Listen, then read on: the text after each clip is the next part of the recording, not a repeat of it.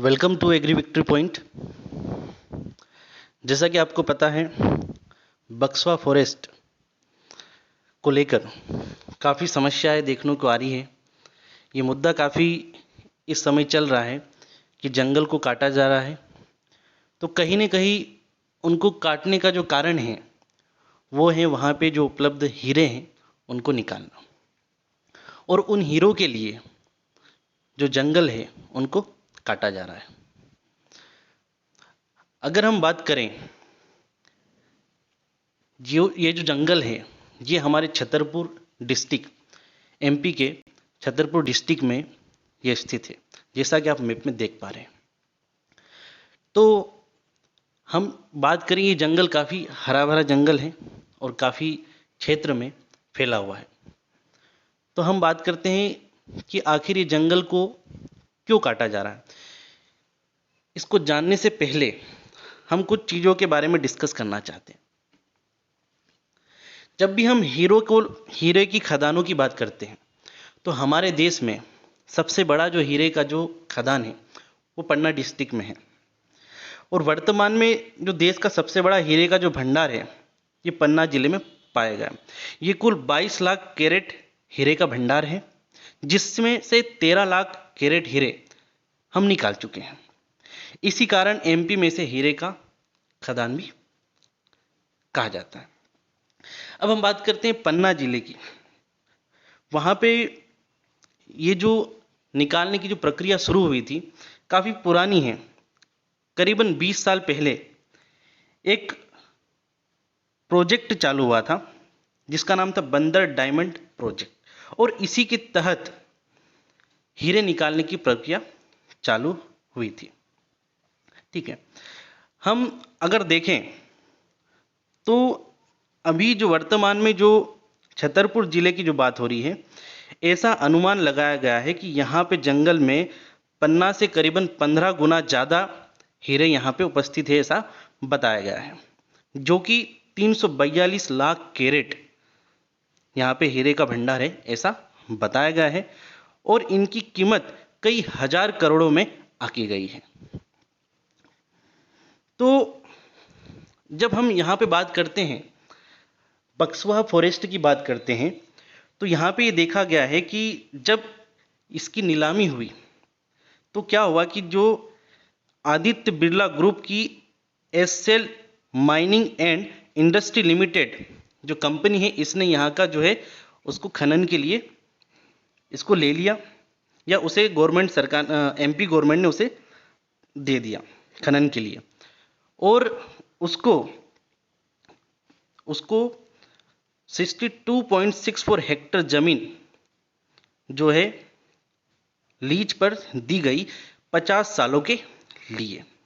और ये जो प्रोजेक्ट था ये कम से कम जो एस्टीमेट इसका जो कॉस्ट बताया गया है 55,000 करोड़ हमको जो है इसका जो है बताया गया है।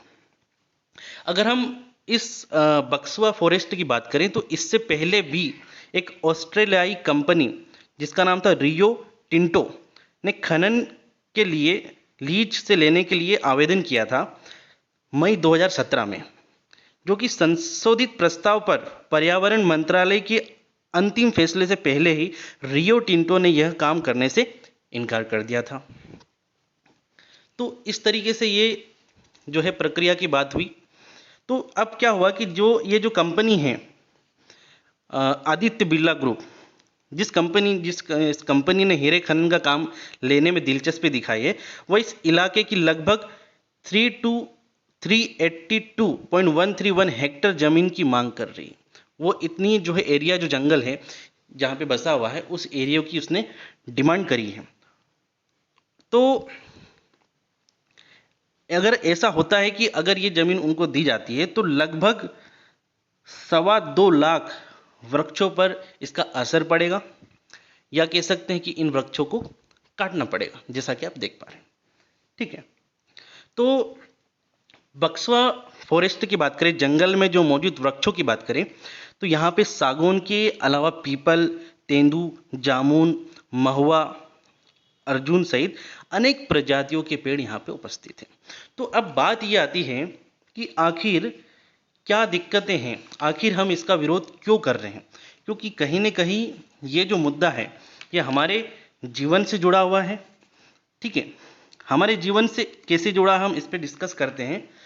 जब हम बुंदेलखंड के छतरपुर जिले के बक्सवा क्षेत्र का हम हरा भरा जंगल देखते हैं तो एक तरह से यहाँ पे हमारा जीवन बसता है। जंगल में हीरे के भंडार तो हैं, लेकिन जैसे कि यहाँ की जो इसकी महत्वता है वो इससे कहीं ज़्यादा बढ़कर है।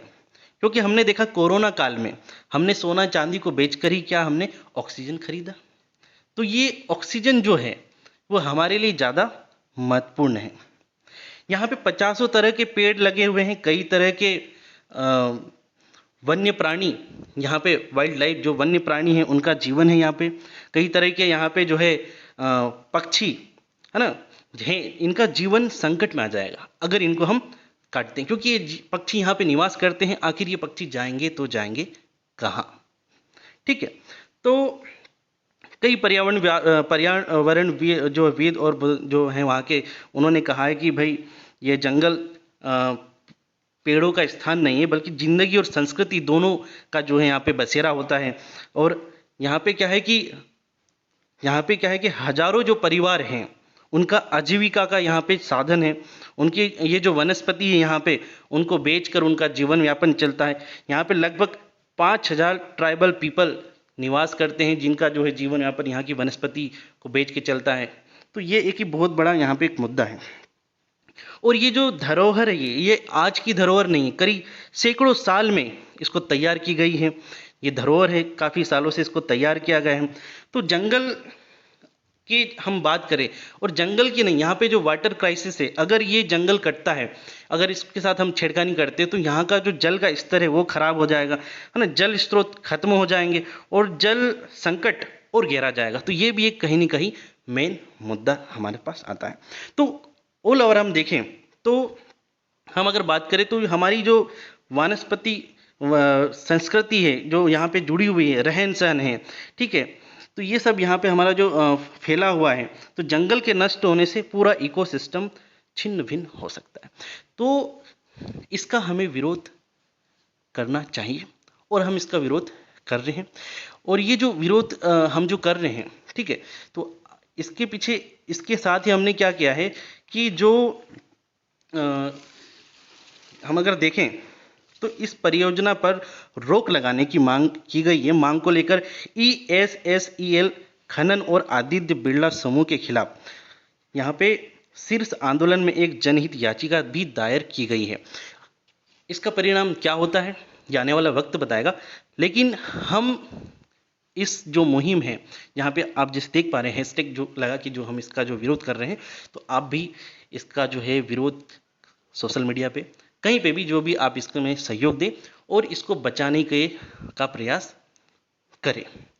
ठीक है, तो कुल मिला के ये जो बात आती है वो ये आती है कि आज की तारीख में हमारे लिए सबसे महत्वपूर्ण है ऑक्सीजन।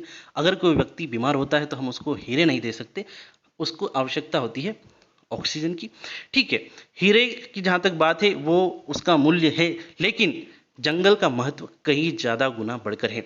और अगर हम इस तरीके से हमारे देश में कई ऐसे स्थान हैं जहाँ पर काफ़ी कीमती चीज़ें पाई गई हैं और हम अगर इसी तरीके से हम उनका खनन करते रहें तो आने वाला समय हमारे लिए काफ़ी मुश्किल हो सकता है, हमारा जीवन बिल्कुल समाप्त हो जाएगा। तो हमें चाहिए कि हम इस तरीके से जो बक्सवा फॉरेस्ट को लेके जो चीज़ें सामने आ रही है इसको हम गंभीरता से लें और इन सब चीज़ों को समझे, इनको नहीं काटें, क्योंकि हमारा जीवन इन जंगलों में बसता है और ये हमारी महत्वपूर्ण धरोहर है। Thank you.